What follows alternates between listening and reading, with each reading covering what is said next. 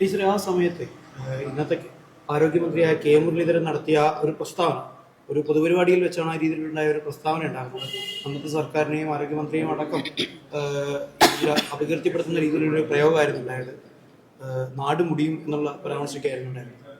അപ്പോൾ വീണ്ടും അതേ ആൾ തന്നെ ആരോഗ്യമന്ത്രി ആകുമ്പോഴാണ് വീണ്ടും ഒരു നിപ്പ രോഗബാധ ഉണ്ടാകുന്നത്.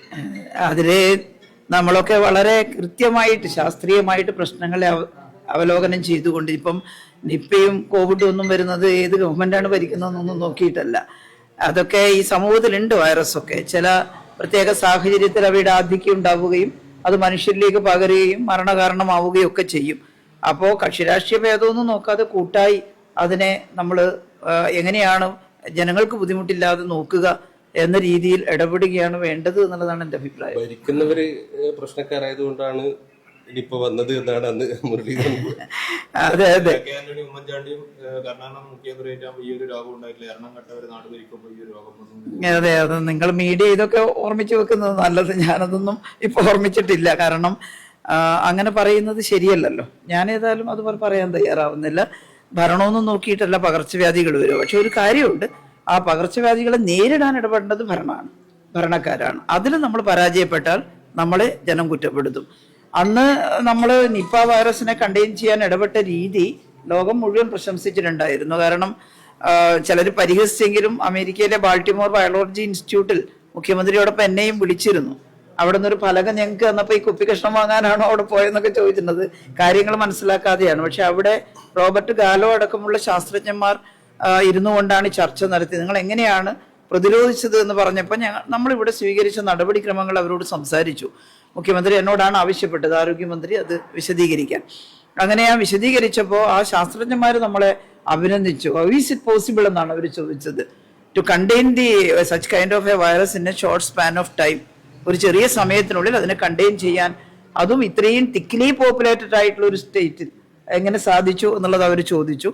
അപ്പം ഞങ്ങൾ പറഞ്ഞു, കൂട്ടായിട്ടുള്ള പ്രവർത്തനമാണ്, ഡോക്ടർമാരുടെയും ആരോഗ്യ പ്രവർത്തകരുടെയും എല്ലാം കൃത്യമായിട്ടുള്ള ഇടപെടലാണ്, ജനങ്ങളുടെ സഹകരണമാണ് എന്നെല്ലാം നമ്മൾ പറഞ്ഞു. അതന്നെയാണ് ശരിയും.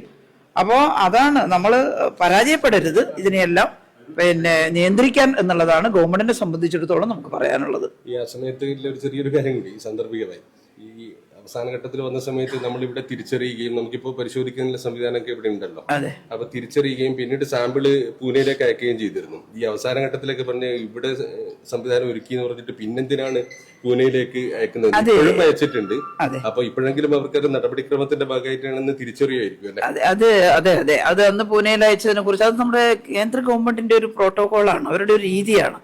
കാരണം നമ്മളിവിടെ നമുക്കിപ്പോ ഇവിടെ ഈ ടെസ്റ്റ് ചെയ്യാൻ കഴിയുന്ന ലാബുകളൊക്കെ ഉണ്ട്. പക്ഷെ നമ്മൾ ഇവിടെ പരിശോധിച്ചാലും കൺഫേം ചെയ്യണമെങ്കിൽ നാഷണൽ വൈറോളജി ഇൻസ്റ്റിറ്റ്യൂട്ടിൽ അയക്കണം എന്നുള്ളതാണ് നിബന്ധന ഉണ്ടായിരുന്നത്. ഇപ്പൊ കഴിഞ്ഞ തവണ നല്ല ലാബായിരുന്നു മംഗലാപുരത്തെ ലാബ്.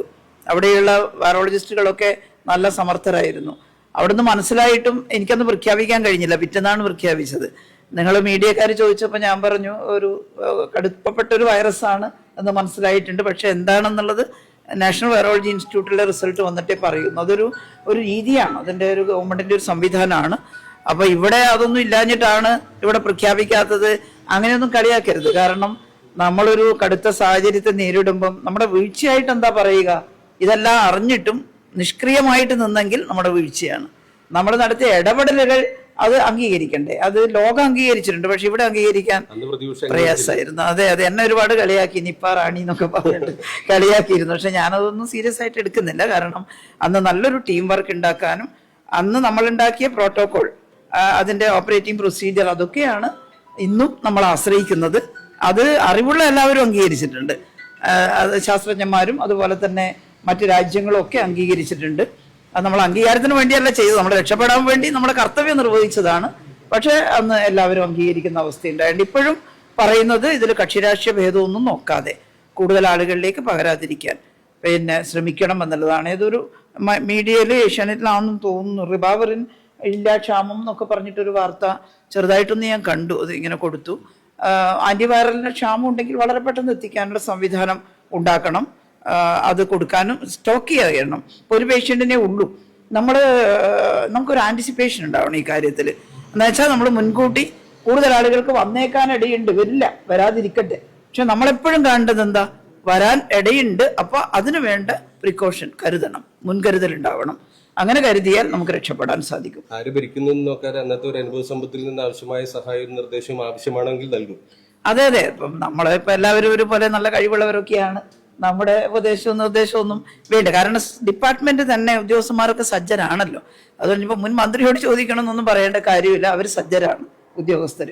അവരെ കൃത്യമായിട്ട് നയിച്ചാൽ, അവരെ കൃത്യമായിട്ട് ഒരുക്കത്തിന് സൗകര്യപ്പെടുത്തി കൊടുത്താൽ, അവരുടെ കൂടെ നിന്നാൽ ഉറപ്പായിട്ടും നമ്മുടെ കേരളത്തിലെ ആരോഗ്യ വകുപ്പിലെ ഉദ്യോഗസ്ഥന്മാർ, ആരോഗ്യ വകുപ്പ് അതിന് സജ്ജമാണ് എന്നുള്ള അഭിപ്രായമാണ് എനിക്കുള്ളത്. അങ്ങനെ അതിനെ നേരിടണം.